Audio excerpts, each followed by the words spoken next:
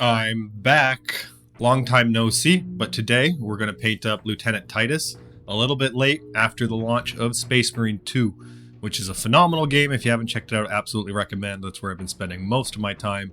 But for now, we're going to start by parting this out into its various sub-assemblies, which is basically every individual limb, all separated out onto nice little stands, as well as a 3D printed shoulder pad for a 3D Ultramarine symbol.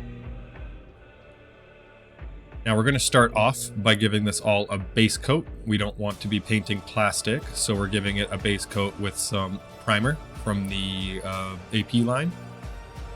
This will help the next layers of paint adhere to the plastic a lot better, or the mini in this case. First up, we're going to give everything a nice base coat of black.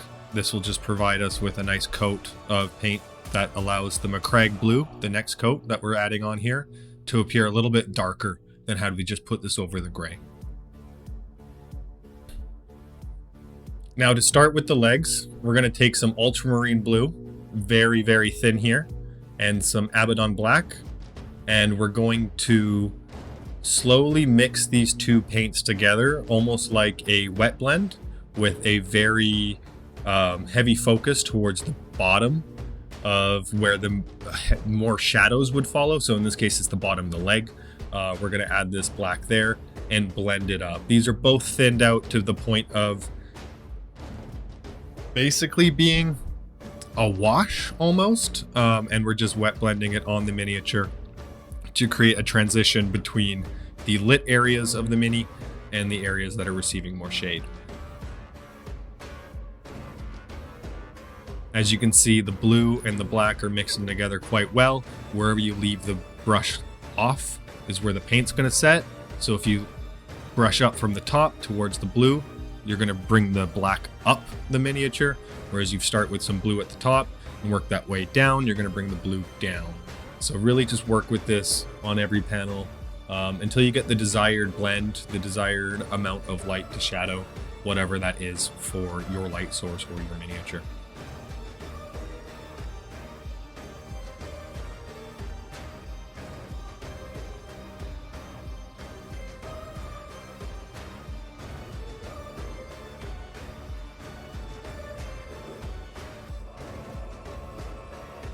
As you can see, the transition between the blue and the black is starting to form here. There's still a couple layers I need to do, but once it's dry, you get what you are seeing right here on screen.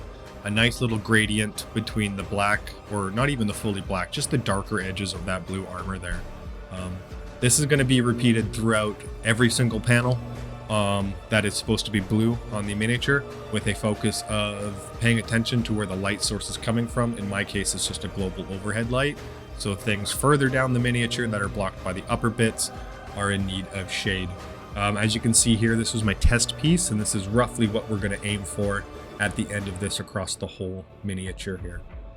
So I'm going to continue this on the arms, the back of the legs, the back of the foot, basically everywhere on the miniature. I want to have this blue to black fade, which means all of the black armor. Every single panel, one at a time. Take it slow. It's better that you do it a single panel at a time to really ensure that you can get the transition you want. It's not recommended to try to do this across the whole miniature at a time, especially with paint dry times.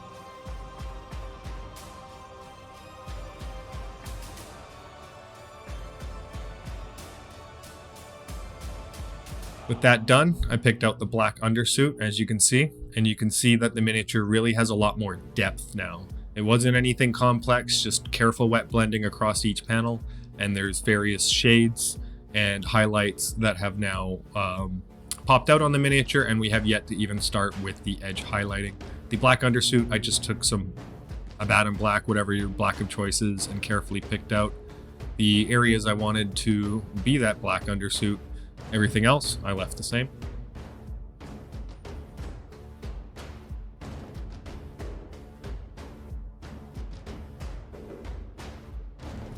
Now using some Calgar blue, we're going to do the first step of our 3-stage highlight here. Just simply picking out every single armor panel with this Calgar blue. This is going to be the base coat for any sort of extreme highlight steps coming up. So Don't have to worry about application, just get this on every single kind of flat edge or hard surface that would have a highlight along the edge of it.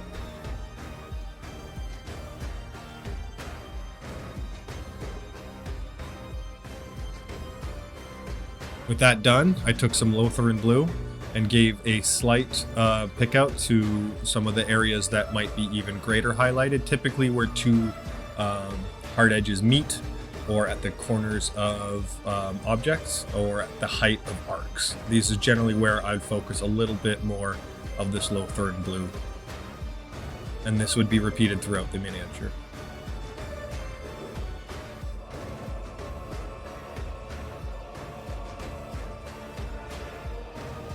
Next up, I took some simple white scar, or you could also use white from the Army Painter range, and poked the extreme corners of the highlights out. This was at the top of any sort of rounded arc, at the very point in which two hard edges met, or along any sort of raised surface that is higher than the rest of the area that is receiving the other two highlight tones we just did.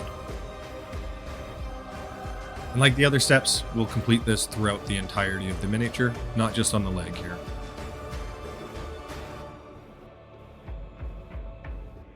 So with that done, you can see what we've ended up with here. This is still a little bit too clean. This isn't where we're going to end it up at, but you can see we have a lot more depth.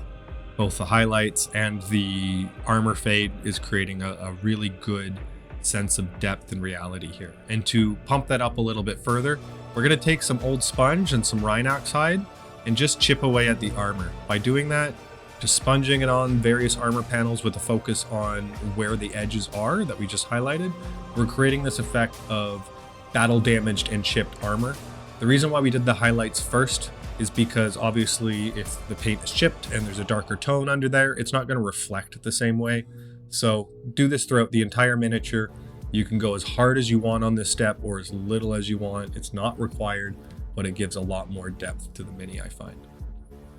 As you can see here, we have our battle damaged grim dark plate, and I quickly just brushed together the base there. I'll paint the skull out shortly. But this is where we're at so far with the armor basically done. Now it's time to pick out various details across the miniature. First of which is going to be the leather bits, which all receive a base coat of Rhinox hide.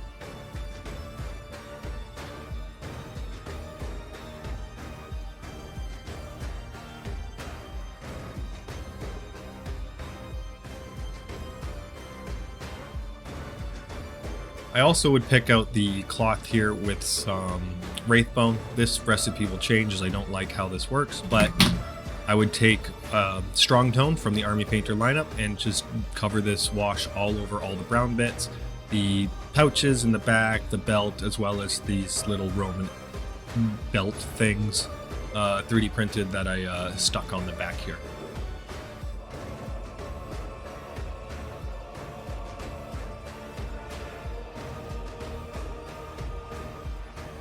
I also quickly picked out the red and the gold.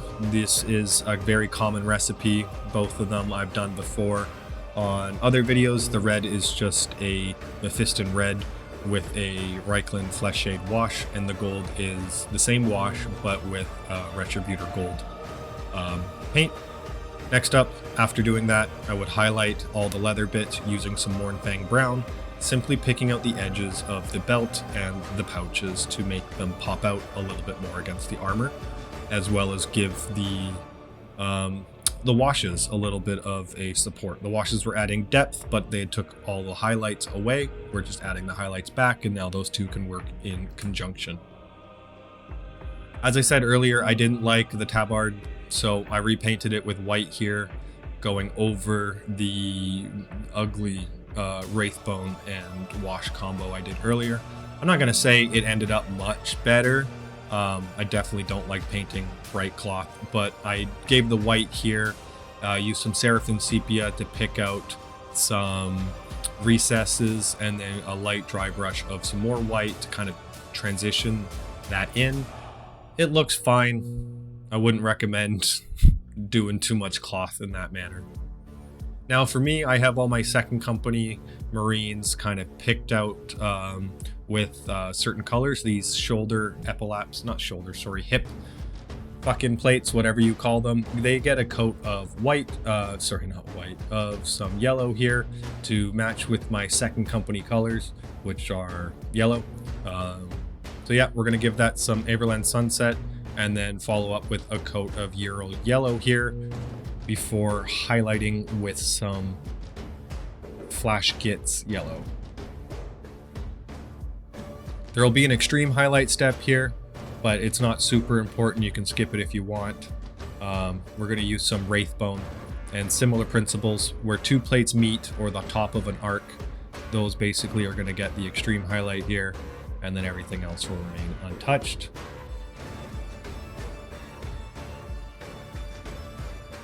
To blend this in, I'm going to have to give it a bit of a Rhinox hide stippling.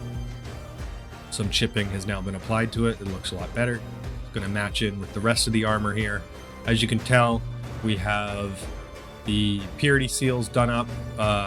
That's very simple. It's Reckland Flesh Shade, or sorry, Rakarth Flesh for the parchment with some strong tone wash, and the seal is just Carabug Crimson wash and a pink horror base coat. I did the marble effect on this base as I have with my other Ultramarines, very simple, and I've given everything here its first coat of matte varnish. As you can see, Titus is looking really good. We have tons of shadow, tons of highlight. It's honestly one of my favorite looking Grim Dark Marines I've ever painted so far, and I'm really happy I chose to do this.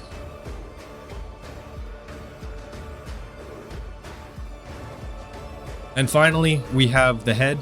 This is going to be a Wraithbone slash Cadian flesh 50-50 mix here, and we're going to just very carefully, with a thin down mixture, paint several coats onto Titus's face here. It's not going to be, you're going to see this kind of like splotchy, not very coverage paint right now. That's important. We don't want to gunk up the details, but we need everything to be a solid color. So thinning your paints down will ensure the eyes won't get gunked up. You won't lose details around various facial features either, such as the nose. So keep at it until you have a nice solid coverage, and then give that whole thing a wash with some Reckland Flesh Shade here. Make sure it's pooling in the areas you want to. You don't have too much in various spots. And then you're going to take a finger while it's still wet and kind of just scrape it off the forehead and the top of the nose. This is going to rub the wash off of those spots, making them a lot brighter than the areas where the wash is, giving you a highlight tone while the wash applies your deep recesses and your mid-tones to the base coat you applied. As you can see, we have Titus here looking very defined.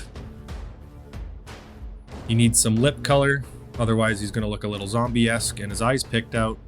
But after doing that and screwing the pupils up a little bit, we get Lieutenant Titus. And now it's attached to the miniature before receiving its second coat of matte varnish. If you're curious about how I painted purity seals, the gold or the red details, I recommend checking out my other videos. I have several videos covering purity seals. They're in basically every Marine kit. So there's plenty of spaces for more details on that. If you made it through the end of the video, big ups, thank you very much. Enjoy the showcase coming up, and I hope to see you next time. Don't forget to like and subscribe.